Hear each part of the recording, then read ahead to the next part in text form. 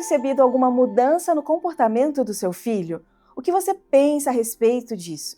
Esse é o tema que nós vamos conversar e nos aprofundar um pouquinho mais no episódio do Filhos em Foco de hoje. E é claro que você faz parte dessa conversa e é bom demais ter a sua companhia. Junto comigo, professora Eliane, como sempre. E professora, eu acho que vale reforçar para esse amigo que está chegando agora, essa amiga que está nos acompanhando, que projeto é esse, Filhos em Foco, professora? A gente chama de projeto porque ele não é só esse momento da gravação, da apresentação. Nós temos, por exemplo, a Ana Kelly, que ela terá momentos de reuniões com os orientadores educacionais para trabalharmos e aprofundarmos esse tema. Não porque eles nunca talvez ouviram, porque possuem uma formação específica, mas nunca é demais conversarmos na educação. E da mesma forma que conversamos com os nossos profissionais, nós conversamos com você que está aí em casa, né? Pai, responsável. E a ideia é abrirmos debate pequeno, ainda que em pouco tempo, mas que haja aprofundamento, haja um pensar, uma reflexão sobre esses assuntos e que os pais se apropriem deles e que faça parte do repertório deles. Perfeito, esse é o Filhos em Foco. E nós estamos na nossa segunda temporada de 2026. Esse já é um programa, já é o terceiro ano, né? Do programa Filhos em Foco. E nessa temporada nós estamos recebendo a Ana Kelly. A Ana Kelly, que vai lembrar que é bióloga, é psicóloga, tem uma longa experiência na área educacional e tem nos ajudado, principalmente nessa área da neuroaprendizagem? Neuroaprendizagem. É isso mesmo. A neurociência da aprendizagem. Isso, neurociência da aprendizagem, tá vendo? A gente vai aprendendo juntos aqui no programa. Inclusive, acho que vale muito a gente reforçar, acho que a gente não falou sobre isso. Para esse familiar que está chegando, está acompanhando, quer aprender, quer estar mais atento ao que acontece com seus filhos, o que é a neuroaprendizagem, Ana Kelly? Isso é interessante, porque quando a neurociência chega na Idade Moderna com seus achados, ela faz cair a ideia do dualismo. Antigamente as pessoas imaginavam que a alma, o desenvolvimento do espírito era alguma coisa separado do corpo. Então, a neurociência moderna, o esclarecimento dos fatos e as evidências, junto com a cosmovisão adventista também da educação, mostra que, na verdade, não existe separação entre o cérebro físico e o nosso desenvolvimento, a nossa mente. É tudo uma coisa só. Então, quando eu tenho um bom desenvolvimento das minhas habilidades sociais, intelectuais, isso é registrado fisicamente. E quando eu tenho um cérebro afetado por questões, digamos assim, físicas, isso também afeta o meu desenvolvimento. Então, não existe separação entre o meu cérebro físico e a minha mente. É tudo uma coisa só. Então, eu preciso lembrar que há todo um substrato biológico necessário, está em boas condições para que haja um desenvolvimento desse indivíduo, enquanto espírito, enquanto mente. Perfeito. A educação adventista também, né? Sempre pensando no físico, no mental e se importando também com o espiritual das nossas crianças, dos nossos adolescentes, nessa fase de desenvolvimento. Agora, o nosso tema de hoje, quais alertas confiáveis sobre a saúde mental dos nossos filhos? Quem sabe eu, como familiar, percebi uma mudança ali no comportamento. Preciso ter alguma atenção em relação a isso? Será que é falta de atenção dessa criança, desse adolescente? Ou isso pode ser um alerta de que tem algo acontecendo? Interessante. Uma coisa importante é a gente saber que todo comportamento tem causa, mas também tem função. E a gente olha pouco para isso. Eu gosto de uma lei que diz assim: não existe comportamento que permaneça sem um reforço, sem uma recompensa. E por que está precisando? E que recompensa é essa? Que reforço é esse? Então, é preciso que haja uma abertura de confiança para que se perceba os comportamentos dentro de suas funções. Então, muitas vezes, existe uma ansiedade com função. Às vezes, existe uma rebeldia com função. E é preciso haver abertura, seriedade para isso aí. Então, eu diria que esse diálogo ele precisa ter muitos pontos. Por exemplo, Esse indivíduo em desenvolvimento, ele precisa entender o porquê dos regulamentos e das normas. E ele precisa expressar o que ele pensa disso. Então, é um diálogo onde a cooperação, olha que coisa polêmica, a cooperação e a coação, eles vão trabalhando juntos. Piaget fala que no início da vida há um processo de coação, não no sentido ruim da palavra, mas de um adulto responsável que tem uma ação contínua e junto com aquele indivíduo em desenvolvimento. E ao passar do tempo, quando aquele indivíduo em desenvolvimento ele já é capaz de boas decisões e ele já é capaz de abraçar as consequências das decisões de maneira consciente, a coação vai dando lugar à cooperação. Como é que isso está se processando dentro do desenvolvimento emocional e mais das funções executivas? Então, essa coação vai dando lugar a essa cooperação e o comportamento fala. Então, qual é a função desses comportamentos e o que ele está vendo a respeito daquilo ali? Um outro ponto importante, que eu acredito que é fundamental aqui, é a gente ter calma nesse momento onde as redes sociais falam tanto de questões de saúde mental. O indivíduo em formação, especialmente na adolescência, ele é sugestionável. Então, muitas vezes, o coleguinha começou a ficar assim, e aí ele fica assim também, e ele começa a dar vazão a esses sentimentos e afetos. Por isso que é preciso conhecer o filho. Esse é um caminho longo, e eu volto a dizer que nunca é demais. Calma. Olha para o comportamento com causa, mas também com função. Isso é importante. Uhum. E passar esse tempo ali com esse filho, nesse momento de calma, qual é a importância de ouvir essa criança, esse adolescente que talvez está passando por essas mudanças de comportamento? Mais uma vez, nessa correria que a gente vive, ter esse tempo ali de qualidade, ouvindo e fazer com que esse filho perceba que ele está sendo ouvido, que você está dando atenção, também é importante para ajudar nesse processo? Mas gera uma confusão assim, ó. Às vezes, eu não sei o que eu faço, se eu uso autoridade de pai e de mãe, ou se eu sento como amigo. E não tem segredo, tem uma técnica para isso. Existe, o que a gente não pode é misturar muito as duas coisas. Existe o momento da autoridade, simples, e o momento que a gente chama na psicologia de epoquê, que eu guardo um pouco e vou conversar. O problema é que às vezes a gente quer fazer as duas coisas ao mesmo tempo. Então, na hora, por exemplo, você combinou, olha, a gente combinou, você vai sair no final da tarde depois que suas tarefas estiverem prontas. Aí eu cheguei do supermercado, você está lá fora e as suas tarefas não estão prontas. Aí eu começo a conversar. Só que o combinado já existia e eu simplesmente preciso dizer, pode entrar e terminar sua tarefa. Nessa hora, você vai só executar a autoridade, não precisa de sermão, não precisa contar como foi. Não, essa hora é rápido, é uma execução de uma autoridade estabelecida anteriormente. Agora existe um outro momento, que é aquele momento onde você vai sentar com seu filho e trocar histórias, vai contar as suas. Nessa hora você guarda um pouquinho essa autoridade no bolso e existe ali uma abertura de confiança.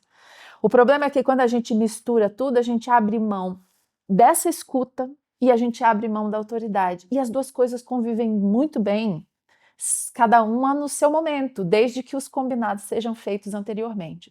Uma dica interessante é interessante, quem puder, ter um momento de sair com o filho. Então, 2 filhos, de repente você sai, o pai sai com um, a mãe sai com outro e ali é quase um date. Eles vão sair para comer alguma coisa juntos, se arrumam, vão jantar, vão lanchar juntos e ali eles vão conversar sobre a vida. Isso não choca com aquele momento que você chegou, não, pode entrar, você não fez a tarefa, não vai brincar lá fora. Então, o filho vai entendendo que existe ali as duas coisas para ele desfrutar com segurança, limites e afeto. Agora, a criança ou adolescente, eles estão nesse processo, eles estão aprendendo a lidar com muitas e muitas coisas na vida. E aí eu fico pensando, muitas vezes a criança, o adolescente chega em casa, ele fica frustrado, às vezes porque não alcançou uma nota que queria, porque ele tinha uma expectativa, porque o amiguinho conseguiu fazer de certa forma e ele não conseguiu, talvez tenha essa cobrança. Que cuidado eu posso ter com essa pessoa que está em desenvolvimento nesses momentos de frustração, de medo, de angústia? Essa pergunta dos milhões, tá? Aqui tem um negócio muito interessante. Eu queria contar para vocês que a Nova Zelândia conduziu um estudo ciência pesada, muito bem feita, por 32 anos com mais de 1.000 crianças. Eles queriam saber quais eram os preditores mais importantes de saúde, saúde mental e sucesso na vida. Boa instalação na realidade do adulto. E sabe o que eles descobriram? O fator mais importante não é QI, não é inteligência, e olha que assustador, não é nem o ambiente, é o autocontrole. Nossa. Esse artigo vai estar também para vocês que quiserem se debruçar e dar uma olhadinha mais detalhada nele. Eles fizeram com tanto critério científico que eles isolaram as outras variáveis para testar, inclusive gêmeos monozigóticos. Isso quer dizer, mesmo DNA e mesmo ambiente, os que desenvolveram ao longo da vida mais autocontrole tiveram uma vida adulta de mais sucesso e mais estabilidade. Só que autocontrole, né, função executiva, a gente pode voltar na temporada anterior, vocês exploraram muito isso, autocontrole é algo que se desenvolve experimentalmente. E é incrível que a região que a gente vai colocando os aprendizados de autocontrole, ela se consolida do mesmo jeito da região que consolida, por exemplo, o aprendizado de francês, ou aprendizado de matemática. Como? Eu preciso experimentar e repetir, e repetir, e repetir. Então, muitas vezes, essa frustração vivida, suportada e superada por 1, 2, 3 vezes, vira um ganho. Ganho de eu sou capaz de passar por isso aqui, eu sou capaz de me manter em pé até que termine. O segredinho vem lá do Vygotsky também, que é, eu preciso saber que eu vou enfrentar, eu vou fazer, mas no extremo eu tenho suporte. É a famosa zona de desenvolvimento proximal. Então, ele está enfrentando a frustração, ele está enfrentando, ele vai sofrer um pouco para dar conta daquilo ali, mas num extremo onde ele se machuque e não consiga retomar, tem alguém com a mão ali. Lembra? Não é essa coisa, eu vou acompanhar meu filho de perto. Bom, é na distância certa, na zona de desenvolvimento proximal. Às vezes ele está chateado mesmo, mas ele ainda tem força para tentar. Às vezes ele ainda dá conta de recomeçar. Eu vou ficar naquela distância certa, porque na hora que eu estou percebendo que ele está quase para... Aí eu chego para dar aquele suporte ali que impede ele de parar. Mas para isso eu não posso projetar as minhas antigas angústias na vida do meu filho. Esse é um ponto muito importante. Eu não posso fazer da vida do meu filho o quintal das minhas frustrações antigas. Perfeito. A gente até falou um pouquinho sobre isso também na temporada passada. É muito importante. Eu vou reforçar também o que a Ana falou. Depois dá uma passadinha. Agora não, agora você acompanha aqui.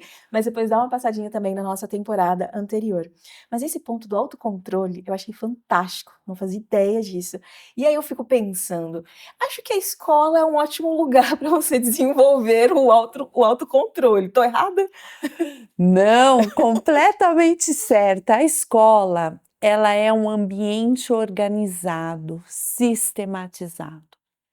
Eu falo que quem trabalha em escola gosta de um relógio, porque a gente tem o tempo para cada coisa acontecer. Uma aula de 45 minutos, 50 minutos. Ela tem um começo, um meio e um fim. O aluno inserido neste tempo, nesta sistemática, ele precisa se regular e ter um bom comportamento? Sem dúvida. O comportamento ele é essencial.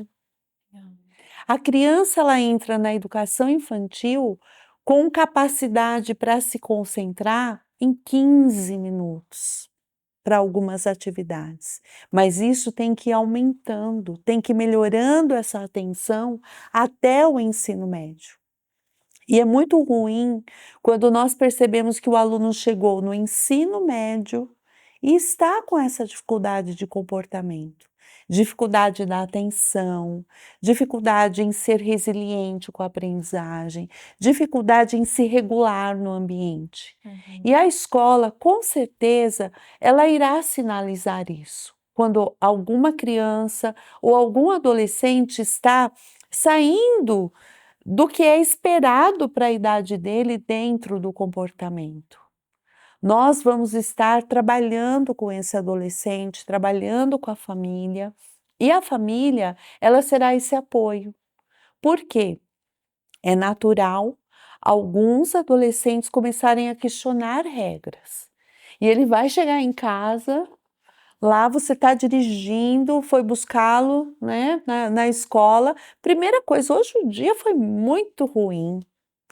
Eu tive tal e tal regra. Ele vai reclamar. E nós vamos ajudá-lo a regular suas emoções, ajudá-lo a compreender por que aquela regra é importante. Perfeito. Então, a escola é um ambiente fundamental para o desenvolvimento humano. Ela é fundamental nessa regulação de emoções comportamentais, regras, limites. E a escola adventista, nós dissemos isso várias vezes, ela forma o ser humano integral. Ela quer que o aluno da educação adventista seja não só bom academicamente, mas bom de relacionamentos, bom em comportamento, saber entrar e sair de um lugar da melhor maneira, se adequar ao ambiente. Então, tudo isso nós trabalhamos. Legal. Agora eu sei que a gente já está chegando ao final do nosso tempo nesse episódio, mas já que nós estamos falando sobre comportamento, eu não posso encerrar sem perguntar. Muitas vezes eu observo na criança uma certa ansiedade, um certo medo na hora de ir para a escola. Que cuidado eu preciso ter? Que atenção eu preciso ter quando eu observo isso na criança e no adolescente? E essa é uma observação importante. Na criança, a gente vai descartar ali rapidamente um pouquinho de ansiedade de separar, isso dura pouco tempo, é preciso ter o ambiente principal da criança é o pai e a mãe, é a pessoa mais próxima. É o mundo da criança ali. É. Então, a tranquilidade desse pai e dessa mãe muitas vezes é percebida e espelhada por essa criança. Então, vai durar um pouquinho, mas vai adiante. Agora, não é normal mesmo, a palavra normal é pesada, mas não é muito comum você perceber criança e adolescente achando ruim ir para a escola. Porque a escola é um lugar muito legal. A escola é um lugar onde eu me encontro, a escola é um lugar de desafios, eu fico sabendo das histórias. Escola é legal. Então, se começou a sinalizar uma resistência, é importante parar para perceber. Raramente, eu não quero ir para a escola porque na escola tem que aprender. Não é isso. Carl Rogers dizia assim, todos nós queremos nos atualizar.